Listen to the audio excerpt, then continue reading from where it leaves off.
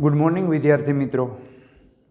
આપણે આગલી વખતે યુનિટ 1નું રીડ 2 જોયું હતું, જેમની અંદર આપણે એક પોએમ ભણ્યા હતા અને મેં તમને જણાવ્યું હતું કે નેક્સ્ટ લેક્ચરની અંદર આપણે યુનિટ 2નું રીડ 1 લઈશું. તમે સ્પેલિંગ પણ જોઈ રાખજો, કારણ કે સ્પેલિંગ જોવા જરૂરી છે.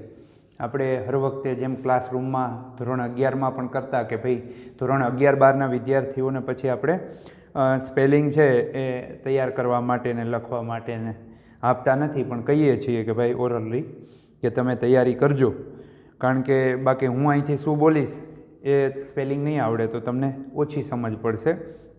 આપણે આજે અહીંયા બોર્ડ ઉપર મેં જેમ લખ્યું છે એમ યુનિટ 2 બરાબર છે, ટેક્સ્ટ બુકની અંદર તમારા બાજુમાં પેજ છે એ ડિસ્પ્લે થાય જ છે. કદાચ બુક હોય અને રાખો તો વધારે સારું, બાકી સાઈડમાં સ્ક્રીન ઉપર પેજ રન થાય છે, એમાં જોતા જાજો. આપણે યુનિટ 2 છે એમનું શીર્ષક છે અનફર્ગેટેબલ વોલ્ટ ડિઝની. અનફર્ગેટેબલ, ભૂલી ન શકાય તેવું, અવિસ્મરણીય વોલ્ટ ડિઝની. પણ એ પાઠને સમજતા પહેલાં આપણે છે એમનું પ્રી ટાસ્ક, અહીંયા જેમ મેં લખ્યું છે પ્રી એટલે પૂર્વેનું, અગાઉનું, આગળનું, અને ટાસ્ક એટલે કાર્ય, બરાબર છે, જેને શિષ્ટ ભાષામાં પૂર્વ પ્રવૃત્તિ કહી શકાય. આપણે જેમ કહીએ ને કે કોઈ પણ વિષય ભણતા હોઈએ એ પહેલાં વિષયની નજીક જવા માટે વિષયાભિમુખનો ઉપયોગ કરતા હોઈએ છીએ. જો આ તજજ્ઞ દ્વારા પ્રી ટાસ્ક આપવામાં આવે છે હરેક પાઠની આગળના ભાગે, એટલે કે પાઠ શરૂ થતો હોય એ પહેલાં પ્રી ટાસ્ક હોય જ છે, તો એમનું પણ કંઈક તથ્ય છે. એટલે આપણે પૂર્વ પ્રવૃત્તિ, બરાબર છે, એને અભ્યાસ કરીએ અને વિષયની નજીક જવાની કોશિશ કરીએ. પછી પાઠનો ટૂંકો પરિચય સમજીશું અને પછી લાઇન બાય લાઇન એક એક સ્પેલિંગ દ્વારા આપણે પાઠની ટ્રાન્સલેશન એટલે કે એમનું ભાષાંતર કરી અને સમજવાનો પ્રયત્ન કરશું.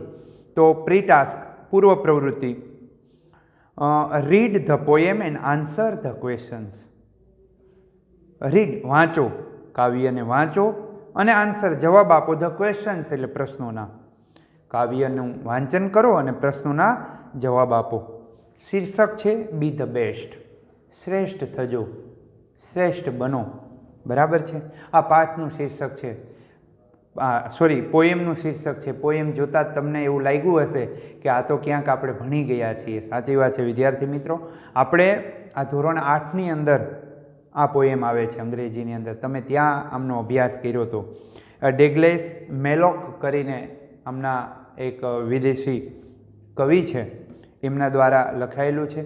અને ખરેખર આ પોએમ મને પણ બહુ જ ગમે છે, કારણ કે જ્યારે માણસ હતાશ થઈ જાય, નિરાશ થઈ જાય, બરાબર છે, ત્યારે એમને જુસ્સો પૂરવાનું, ટૂંકમાં મારા હૃદયની નજીકનું કાવ્ય કહી શકાય. આ જોઈએ બી ધ બેસ્ટ, 4 એમના સ્ટાન્જા છે, એટલે કે વિભાગ છે, એમને આપણે સમજીએ. બી ધ બેસ્ટ, શ્રેષ્ઠ થજો. If you can't be a pine on the top of the hill. If, જો અને તો, શરતી વિધાન માટે છે. યુ કાન્ટ, બરાબર છે, કેન નોટનું ટૂંકું સ્વરૂપ છે. You can't be a pine. Pine છે ને એક વૃક્ષ છે, હિમાલય પર્વતમાળાની અંદર થતું પાઇન, જેને આપણે દેવદારનું વૃક્ષ કહીએ છીએ. અહીંયા આપણે પાઇન એક વૃક્ષ એ સ્વરૂપે સમજીશું. ઓન ધ ટોપ, ટોપ એટલે ટોચ, ઓફ ધ હિલ, હિલ એટલે ટેકરી, પર્વતમાળા, પર્વતની ટેકરી, ટૂંકમાં ટોચ. If you can't be a pine on the top of the hill.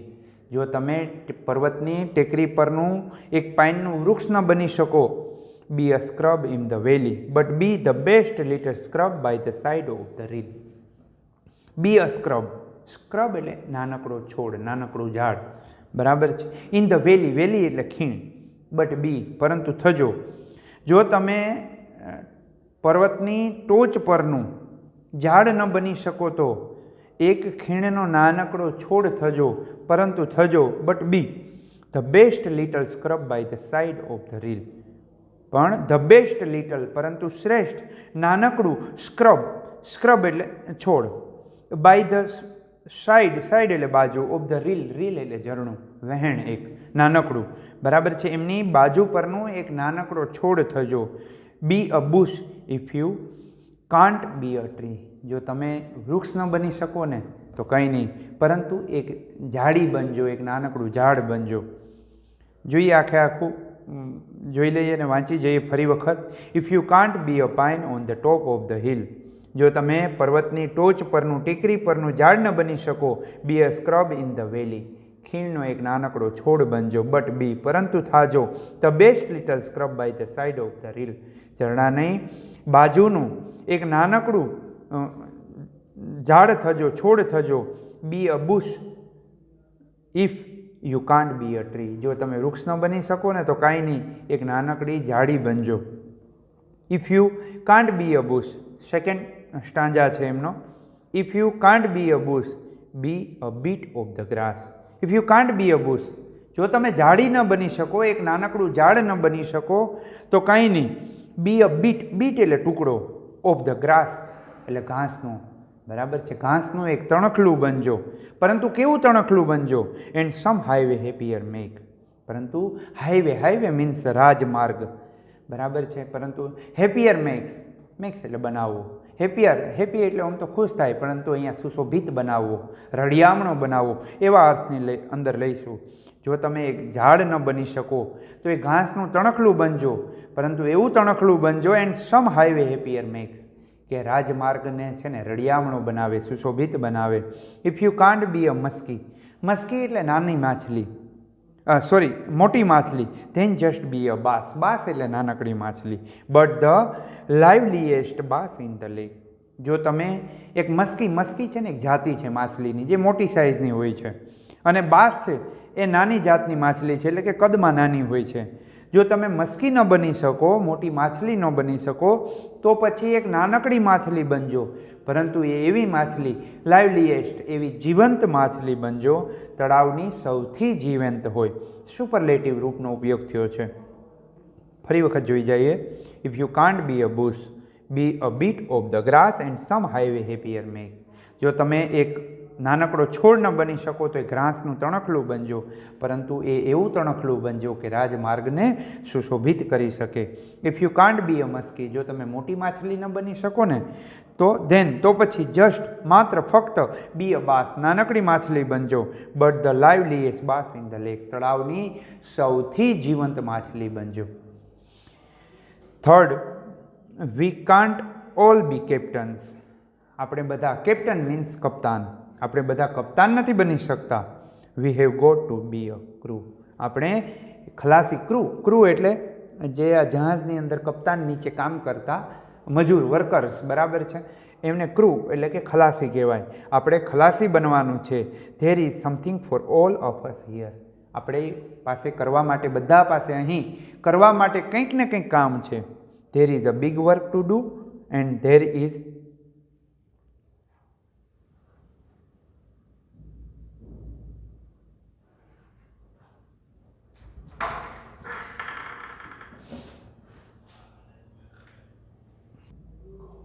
V can't all be a captains, આપણે બધા કપ્તાનો ન બની શકીએ. We have got to be a crew, આપણે બધાએ ખલાસી બનવાનું છે, એટલે કે બધા કપ્તાન ન બની શકે, ખલાસી આપણે બનવાનું છે. ધેર ઇઝ સમથિંગ એટલે કંઈક, ફોર એટલે માટે, ઓલ ઓફ અસ હિયર, આપણા બધા માટે કામ કરવા માટે કંઈક ને કંઈક અહીંયા છે. There is big work to do, કરવા માટે મોટું કામ પણ છે. And there is a laser to do, કરવા માટે નાનું કાર્ય પણ છે. And the task we must to do is the near, બરાબર છે, નજીકમાં કોઈ પણ નાનકડું કાર્ય પણ આપણે કરવું પડશે, જે શ્રેષ્ઠ કરવું પડશે. ચોથો, ફોર્થ સ્ટાન્જા છે. If you can't be a highway, જો તમે રાજમાર્ગ ન બની શકો ને તો કાંઈ નહીં. તો પછી જસ્ટ બી અ ટ્રેલ, ટ્રેલ એટલે પગદંડી, જેને આપણે કેડી કહીએ છીએ. જો તમે રાજમાર્ગ ન બની શકો ને તો પછી માત્ર પગ દંડી બનો, પગ કેડી બનો.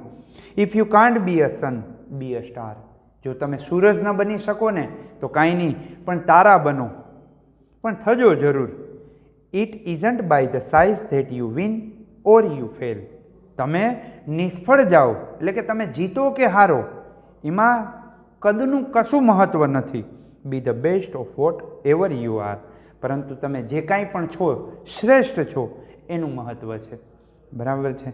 આ ડેગ્લેસ મેલોક દ્વારા બી ધ બેસ્ટ, શ્રેષ્ઠ થજો, બરાબર છે। એ પોએમ અહીં આપવામાં આવ્યું છે કે ભાઈ તમે જો પાઇનનું એટલે કે દેવદારનું મોટું વૃક્ષ ન બની શકો ટેકરી પરનું, તો એક નાનકડું છોડ થજો, નાનકડું ઝાડ થજો, પરંતુ એ ખીણમાંનું શ્રેષ્ઠ ઝાડ બનજો। તમે જો ઝાડી ન બની શકો એટલે કે નાનકડું ઝાડ ન બની શકો તો એક ઘાસનું તણખલું બનજો, પણ એ એવું ઘાસનું તણખલું બનજો ને કે રાજમાર્ગને રળિયામણો બનાવી શકે। તમે જો મોટી માછલી ન બની શકો ને તો એનું કવિ કહે છે કે કાંઈ મહત્ત્વ નથી। ટૂંકમાં અહીંયા છે ને નાના મોટાનું કંઈ જ મહત્ત્વ નથી, પરંતુ તમારા જીવનમાં તમે જે કાંઈ પણ કાર્ય કરો એનું મહત્ત્વ છે કે ભાઈ મોટી માછલી ન બનો તો કાંઈ નહીં, પણ નાનકડી માછલી થાજો। પણ એ કેવી નાનકડી માછલી કે આખા તળાવની જેટલી માછલીઓ છે ને એમાંની સૌથી જીવંત માછલી હોવી જોઈએ। અહીંયા બધાને કપ્તાન થવાનો ઈચ્છા હોય છે, પણ બધા કપ્તાન નથી બની શકતા, પરંતુ બધા સારા ખલાસી તો બની શકે છે, બરાબર છે। પરંતુ અહીંયા આપણા જીવનની અંદર આપણે જે જીવન કાર્ય ઉપર કરીએ છીએ એમાં કામ કરવા માટે કંઈક ને કંઈક કાર્ય છે। કોઈ પાસે કોઈ મોટું કાર્ય છે તો કોઈ પાસે કંઈક નાનું કાર્ય છે, બરાબર છે। આપણી નજીક જે કંઈ પણ કાર્ય છે ને એ આપણે કરવું જોઈએ। આપણે જો હાઈવે ન બની શકીએ ને તો એક નાનકડી કેડી બનીએ, બરાબર છે। જો સૂર્ય ન બનાય તો એ તારા બનીએ।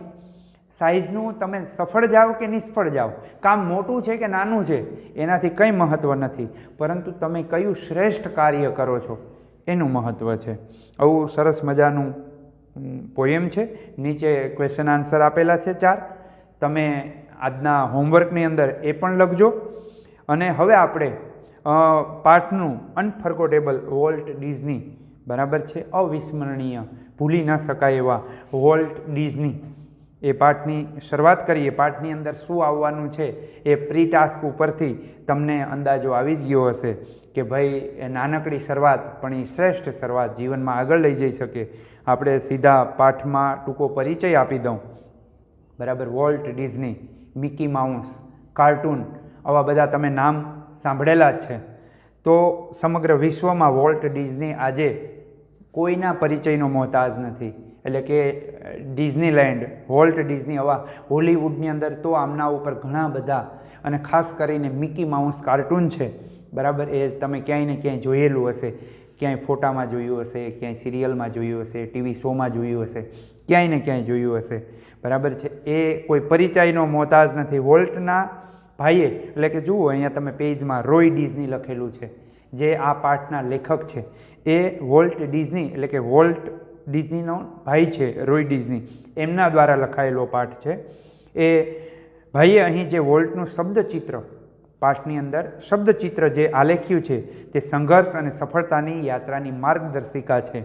આખો દિવસ વિચારોમાં ડૂબ્યા રહેતા પાતળા બાંધાના ઊંચા દેશી છોકરાની અદ્વિતીય સિદ્ધિઓની આ કથા છે।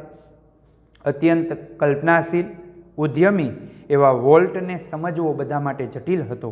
તેની સાથે કામ કરતા લેખકો, પ્રોડ્યુસર્સ, એનિમેટર્સ એટલે કાર્ટૂનિસ્ટ આ વિચક્ષણ બુદ્ધિ સ્વામીને ક્યારેય સમજી શક્યા ન હતા। બેંકવાળા એને લોન આપતા ડરતા હતા। નાનપણથી જ ચિત્રકામનો શોખ અને સુંદર કાર્ટૂન દોરવા તરફ લઈ ગયો। શિકાગોમાં કાર્ટૂન શીખ્યા બાદ કેન્જસ શહેરમાં એનિમેટેડ કાર્ટૂન કંપની સ્થાપી, એ સદંતર નિષ્ફળ ગઈ। ત્યારબાદ કાકા પાસેથી માત્ર ને માત્ર $500 ઉછીના લઈ એલિસ ઇન કાર્ટૂનલેન્ડ નામની કાર્ટૂન સિરીઝ બનાવી। ત્યારબાદ ઓસ્વાલ્ડ ધ રેબિટ બનાવી, જેણે ઠીક ઠીક ધંધો કર્યો, પણ પછી ન્યૂયોર્કમાં એક ડિસ્ટ્રીબ્યુટરે આ જે એમની કાર્ટૂન સિરીઝ હતી ઓસ્વાલ્ડ એન્ડ ધ રેબિટ, એમના રાઇટ્સ છે ને એ પચાવી પાડ્યા। ત્યારબાદ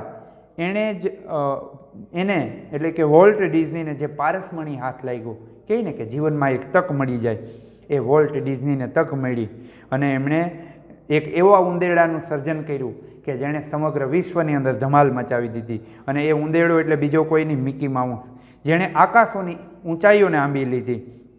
1968માં જો એમની આંકડાકીય માહિતીની વાત કરીએ તો 25 કરોડ લોકોએ ડિઝની મૂવીને નિહાળ્યું। આ 1968ની વાત થઈ છે, જ્યારે 10 કરોડ લોકોએ ડિઝની ટીવી શો જોયો અને 25 કરોડ લોકોએ ડિઝની પુસ્તક અને સામાયિકો વાંચ્યા અને લગભગ 10 લાખ લોકોએ ડિઝનીલેન્ડની મુલાકાત લીધી।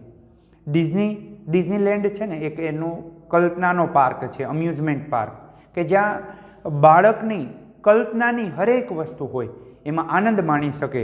એમણે એક ડિઝનીલેન્ડ બનાવ્યું તો એમાં ઓછામાં ઓછા 10 લાખ લોકોએ એમની મુલાકાત લીધી. ડિઝની નાની વાતને પણ મોટા અવસરમાં ફેરવી શકતો હતો, એટલે કે આફતને અવસરમાં ફેરવવાની જબર એમને આવડત હતી. વોલ્ટે મનોરંજનને પોતાનો જીવન મંત્ર બનાવ્યો. પ્રોડક્ટ બનાવ્યા પછી તેના પર જે લોકોનો મત એ જરૂર લેતો અને અંતિમ ફેસલો પોતે જ લેતો. ડિઝનીલેન્ડની વાત એ વોલ્ટની દ્રઢ મનોબળનો પુરાવો છે. ડિઝનીલેન્ડ કેવું લાગવું જોઈએ? કોઈ પત્રકાર એમને પ્રશ્ન પૂછી નાખતા કે ડિઝનીલેન્ડ કેવું લાગવું જોઈએ, તો એવા પ્રશ્નના ઉત્તરમાં વોલ્ટ ખુમારીથી કહેતો, સમગ્ર પૃથ્વી પર એના સમાન અન્ય કશું ન હોવું જોઈએ, એટલે કે બીજા કોઈ જ વસ્તુનું સ્થાન ન હોય એવું મારું ડિઝનીલેન્ડ હોવું જોઈએ.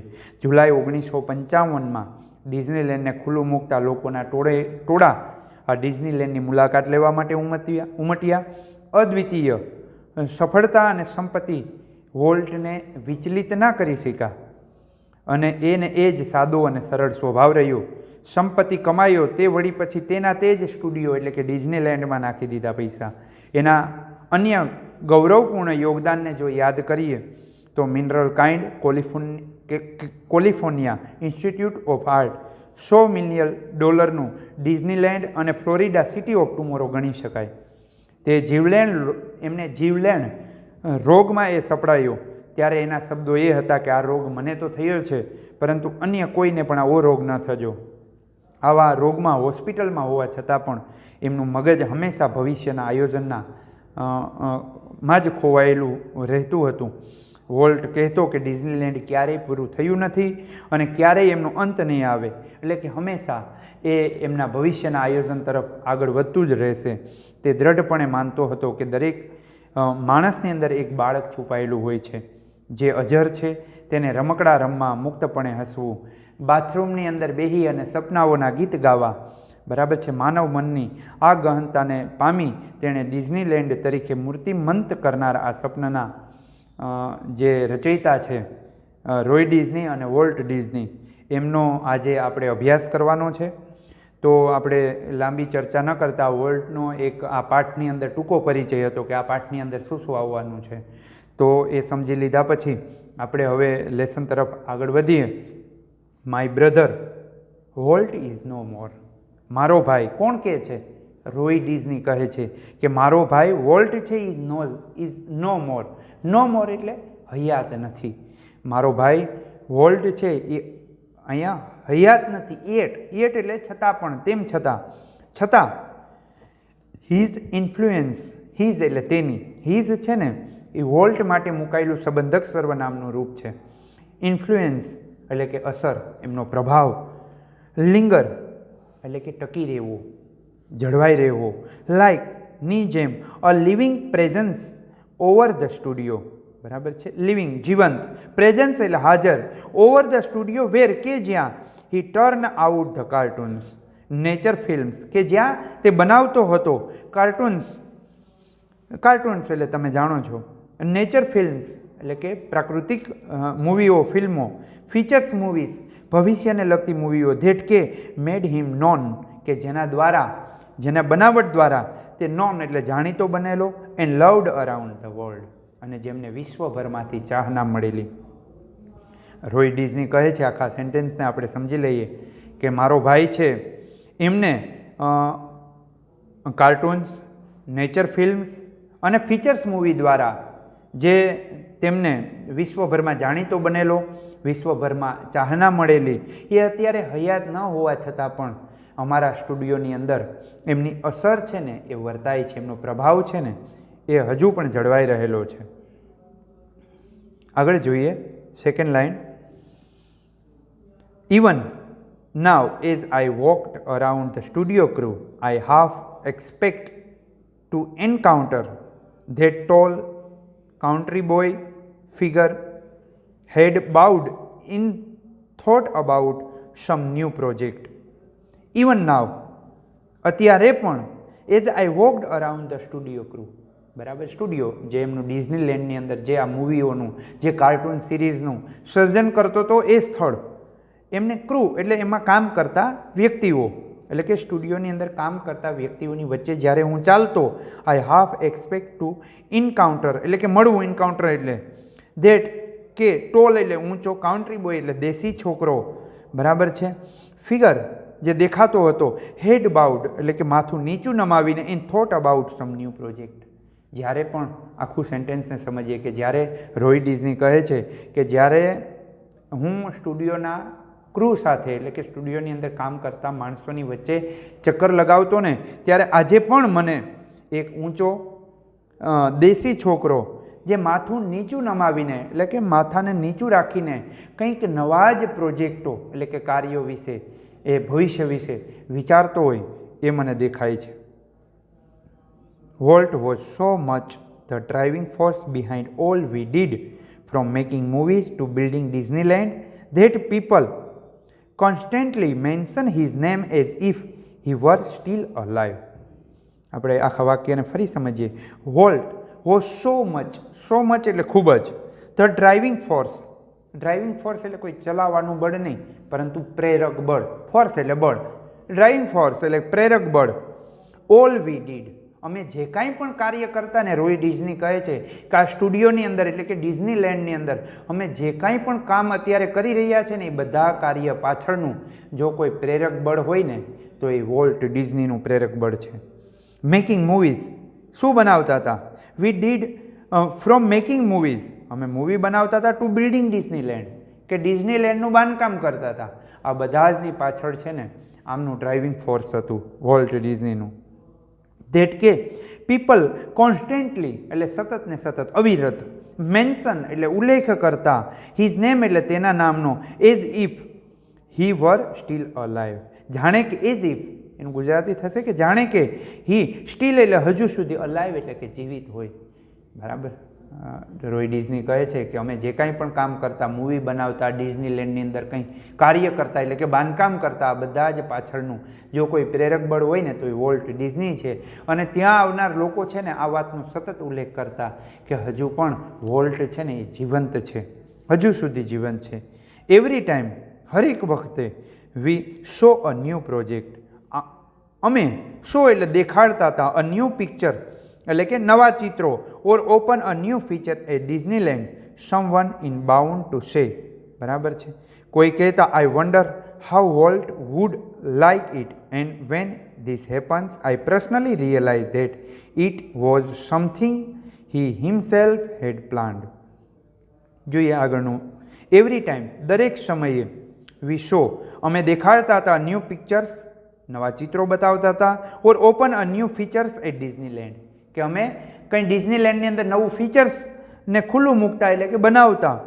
સમવન ઇન બાઉન્ડ ટુ સે, કોઈ પૂછી અને કહેતું કે I wonder how Walt would like it, કે આઈ વન્ડર મને આશ્ચર્ય થતું, હાવ એટલે કેવી રીતે અથવા કેવું, વોલ્ટ વુડ લાઇક ઇટ કે આવું કેવી રીતે તેને ગમ્યું હશે, એન્ડ એટલે કે આ વોલ્ટને આવું કેવી રીતે પસંદ પડ્યું હશે, એન્ડ વેન અને જ્યારે ધીસ હેપન્સ આ બનતું, આઈ પર્સનલી રિયલાઇઝ ત્યારે મને વ્યક્તિગત ભાન થતું, ધેટ કે it was something he himself had planned કે જે તેમણે જે આયોજન કરેલું હતું તેના જેવું જ છે.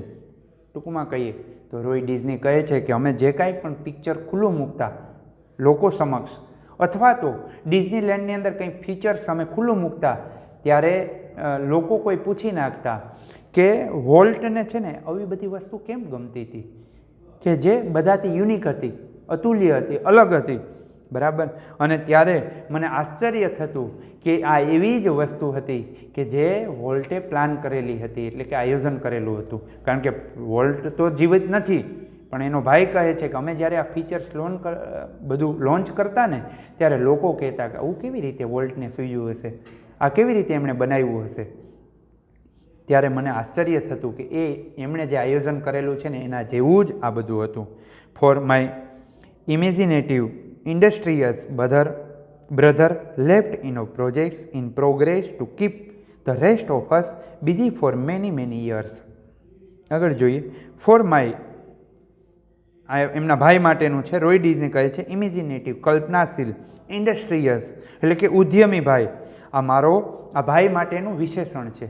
એટલે કે વોલ્ટ માટે રોયે મૂકેલું એક્ઝેક્ટિવ છે, વિશેષણ છે. કયા? 2 વિશેષણ, કલ્પનાશીલ અને ઉદ્યમી. લેફ્ટ એટલે છોડી ગયેલો, ઇનફ એટલે પૂરતો, પ્રોજેક્ટ્સ એટલે કાર્યો, ઇન પ્રોગ્રેસ એટલે કે જે બને છે, આગળ થાય છે, પ્રગતિમાં છે, to keep the rest of us કે જે અમને બિઝી, અમને વ્યસ્ત રાખવા, ફોર મેની યર્સ ઘણા વર્ષો સુધી અમને વ્યસ્ત રાખી શકે એવા પ્રોજેક્ટો મારો કલ્પનાશીલ અને ઉદ્યમી ભાઈ છે ને અમારી માટે પાછળ છોડી ગયેલો હતો. એટલે કે જે એમણે કલ્પના કરેલી, અમે બધા જ એટલે કે સ્ટુડિયોના ક્રૂઝ અને રોય ડિઝની અમે ભવિષ્યમાં જે કાંઈ પણ ઘણા વર્ષો સુધી બનાવી શકીએ ને એટલી કલ્પનાઓ, બરાબર છે, એ મારો ઉદ્યમી ભાઈ છે ને અમારા માટે પાછળ છોડી ગયેલો હતો. Walt was a complex man. Complex જટિલ, ન સમજી શકાય તેવો. વોલ્ટ છે ને એક જટિલ માણસ હતો. કેના માટે? ટુ ધ રાઇટર્સ લેખકો માટે, પ્રોડ્યુસર્સ એટલે કે પ્રોડ્યુસર માટે, એન્ડ એનિમેટર્સ અને કાર્ટુનિસ્ટ માટે, હુ કે જે વર્કડ વિથ હિમ કે જે તેમની સાથે કાર્ય કરતા ને એમના માટે વોલ્ટ છે ને એ જટિલ માણસ હતો. જટિલ એટલે અઘરો, આપણે કહીએ ને બહુ અઘરો માણસ છે, ન સમજાય તેવો માણસ, ઘડીકમાં એને કડી ન શકાય કે આ શું કરવા માગે છે એવો માણસ. હી વોઝ અ જીનિયસ, તે જીનિયસ પ્રતિભાશાળી, બરાબર છે, જેમની બુદ્ધિ કંઈક અલગ હોય. હી વોઝ અ જીનિયસ, તે પ્રતિભાશાળી હતો કે જે had an extraordinary ability to add an extra stroke of imagination to any story or idea. હી છે ને એ વોલ્ટ માટે મુકાયેલું સર્વનામ છે. વોલ્ટ છે ને એ બુદ્ધિશાળી હતો કે જેમાં હેડ an extraordinary ability, extra ordinary એટલે અસાધારણ, એબિલિટી એટલે ક્ષમતા, શક્તિ, ટુ એડ એટલે ઉમેરવું, એક્સ્ટ્રા એટલે અલગ, સ્ટ્રોક એટલે કંઈક અલગ, કેના માટે? ઓફ ઇમેજિનેશન, કલ્પનામાં કંઈક કલ્પનાનો અલગ જ વિચાર છે ને એ કોઈ પણ વાત અથવા કોઈ પણ વિચારમાં ઉમેરી દેવાની અસાધારણ ક્ષમતા છે ને એ વોલ્ટની અંદર હતી. એવી એમની બુદ્ધિ હતી. To the millions of people who watched his TV show, he was a warm kindly personality bringing fun and pleasure into their homes. To the millions of people who કે જે watched his TV show, millions of people લાખો લોકોએ, આમ તો millions એટલે 10 લાખ થાય, અહીંયા millions of people આપેલું છે એટલે કે લાખો લોકોએ એમનો ટીવી શો છે એ નિહાળેલો. હી વોઝ અ વોર્મ એટલે આમ તો વોર્મ એટલે ગરમ થાય, બરાબર છે, અહીંયા હુફાળું થાય. ઉષ્મા ભર્યો, કાઇન્ડલી એટલે માયાળું, પર્સનાલિટી એટલે વ્યક્તિત્વ, તેમનું ઉષ્મા ભર્યું અને માયાળું વ્યક્તિત્વ છે. બ્રિંગિંગ લાવતું હતું, ફન એટલે રમૂજ, એન્ડ પ્લેઝર એટલે આનંદ, ખુશી, into their homes. Their છે ને એ લોકો માટે મુકાયેલું સર્વનામ છે. તેઓના ઘરની અંદર એટલે કે લોકોના ઘરની અંદર ખુશી અને આનંદ લાવે એવું ઉષ્માભર્યું અને માયાળું વ્યક્તિત્વ છે ને એ વોલ્ટ ડિઝનીનું હતું. To the bankers who finance us I am sure he seemed like a wild man hell bent for bankruptcy. To the bankers એટલે કે લોન આપનાર બેન્કો માટે, હુ કે જે ફાઇનાન્સ્ડ અસ કે જે આ બધું બનાવતા હતા એમના માટે પૈસાની જરૂર પડે, એટલે કે જે બેન્કો પાસેથી એમણે લોન લીધી હતી અથવા તો અમને જેણે ફાઇનાન્સ કરેલું એટલે કે અમારા ઉપર જેમણે પૈસા રોકેલા, આઈ એમ શ્યોર મને ખાતરી છે, he seemed like a wild man. આમ તો વાઇલ્ડ એટલે જંગલી થાય, પરંતુ અહીંયા જંગલી માણસ એવું નથી લેવાનું, ઉદ્યમી માણસ એવો એમનો અર્થ લેવાનો છે. અ વાઇલ્ડ મેન, હેલબેન્ટ એટલે અડગ રાખતો હતો, ફોર બેંક કરપ્સી કે દેવાળીઓ એવો એ માણસ છે ને એ મારો ભાઈ છે ને એ બેન્કર્સને એટલે કે લોન આપનારને, અમારા ઉપર ફાઇનાન્સ કરનારને એવો એક ઉદ્યમી માણસ લાગતો હતો, એક અડગ માણસ લાગતો હતો. ટુ મી પરંતુ મારા માટે he was my amazing kid brother full of impractical dreams that he made come true. મારા માટે રોય ડિઝની કહે છે કે બધાને તો જેવો લાગતો એવો, બેન્કર્સને જેવો લાગે, ફાઇનાન્સરને જેવો લાગતો હોય એવો, બરાબર છે, પરંતુ મારા માટે he was my amazing kid brother, એ અદ્ભુત મારો ભાઈ હતો. ફૂલ ઓફ ઇમ્પ્રેક્ટિકલ ડ્રીમ્સ કે જે ઇમ્પ્રેક્ટિકલ વ્યવહારુ ન હોય એવા, બિનવ્યવહારુ, ડ્રીમ્સ એટલે સ્વપ્નાઓ, ધેટ કે હી મેડ કમ ટ્રુ કે જેણે સાચા બનાવેલા હતા. મારા માટે તો રોય ડિઝની કહે છે કે મારો ભાઈ છે ને એ મારો એક ભાઈ જ હતો, અદ્ભુત ભાઈ હતો કે જેણે અવ્યવહારુ બિનવ્યવહારુ સ્વપ્નાઓને છે ને સાચા બનાવેલા હતા. બરાબર છે. આજે આપણે અહીંયા સુધી રાખીએ. તમે પોએમના પ્રશ્ન જવાબ જે 4 આપ્યા છે એ હોમવર્કમાં રાખજો અને આ પેરેગ્રાફને ફરી વખત તમે સમજી લેજો. આગલી વખતે જો સ્પેલિંગ ન કર્યા હોય તો આગળના સ્પેલિંગ જોઈ જાજો. આપણે આજે ટૂંકો પરિચય લીધો, એક પોએમ ભણ્યું અને આમના એક પેરેગ્રાફ પાઠનો લીધો. આગલી વખતે આપણે સેકન્ડ આમાં 3 ફેઝમાં આપણે આ પાઠને પૂરો કરીશું. તો આગલી વખતે આપણે સેકન્ડ પાર્ટની અંદર પાછા મળીએ.